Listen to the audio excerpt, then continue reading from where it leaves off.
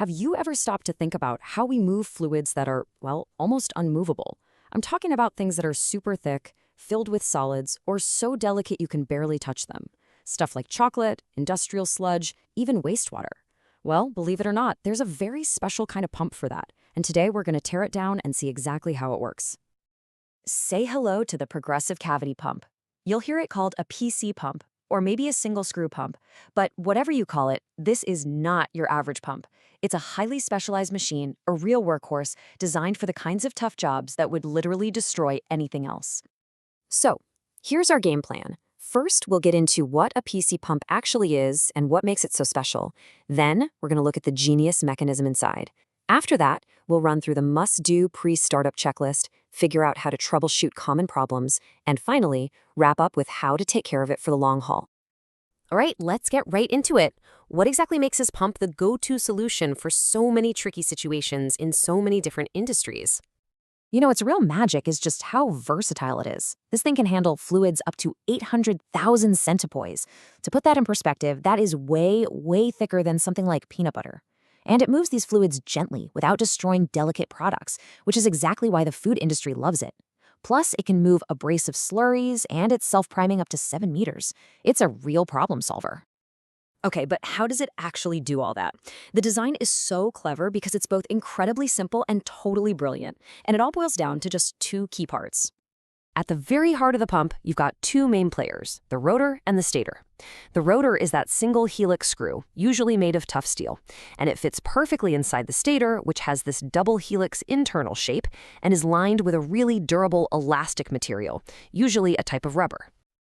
So here's where it gets really cool. As the rotor turns, it doesn't just spin in the middle. It actually moves in this kind of eccentric, wobbly motion. This creates a series of perfectly sealed pockets, or cavities, between the rotor and the stator wall. And these pockets just move or progress from the suction end all the way to the discharge end, carrying the fluid along in a really smooth, continuous flow. No pulsing at all. I love this quote from our source material because it's the perfect way to think about it. The stator is basically like the tires on your car. That constant friction between the steel rotor and the rubbery stator means it's a wear apart. It's designed to be replaced over time. And honestly, understanding that simple fact is the absolute key to maintaining these pumps properly. Okay, let's switch gears and get practical. You've got your shiny new PC pump installed. If you want it to have a long, happy life, you have to get that very first startup absolutely perfect. Right, so this is that moment. The pump is in, everything's connected. What do you do now? A few simple checks right here can save you from massive headaches later on. So what are the things you absolutely have to do before you even think about hitting that switch? There are 5 points you cannot skip. 1. Align your drives. Make sure those belts are perfectly straight. 2. Confirm the wiring is right and do a quick bump test to make sure the motor spins the correct way. 3. Check the seals. The packing gland should just be finger tight. It actually needs to leak a tiny bit for lubrication. 4, and this one is huge for these pumps, make sure all your valves, both suction and discharge, are wide open. And last, number 5, check your lubricants. Top up the gearbox oil and, super important, prime the pump by filling the suction housing with fluid. And it goes without saying, but I'm going to say it anyway. Safety first. Double, even triple check that all your mechanical and electrical connections are secure and that every single safety guard is bolted down tight before any power gets applied. All right, so even with a perfect startup, things can still go sideways during operation. So let's look at some of the most common problems and how you can figure them out fast. This is probably the #1 call for help you'll ever get. You flip the switch, the pump's making noise, but nothing's coming out. Or maybe just a trickle. What's the very first thing you should be looking at? Here's a super quick guide. If you've got zero flow, 9 times out of 10, the pump is just running backward. Easy fix.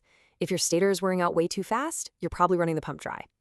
If it's noisy or vibrating like crazy, chances are something got stuck inside. And if your pressure or flow is just weak, you've probably got an air leak in your suction line. Go check and tighten those gaskets. Look, being proactive with maintenance is the real secret here.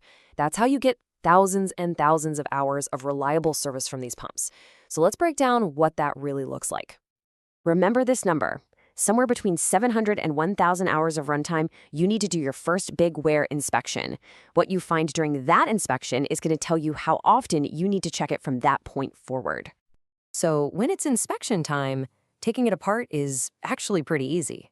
You take off the discharge outlet, and then you just unscrew the stator itself, usually with a big chain wrench.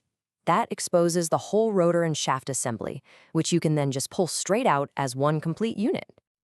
Now, once that shaft assembly is out, you can get a really good look at the critical wear points.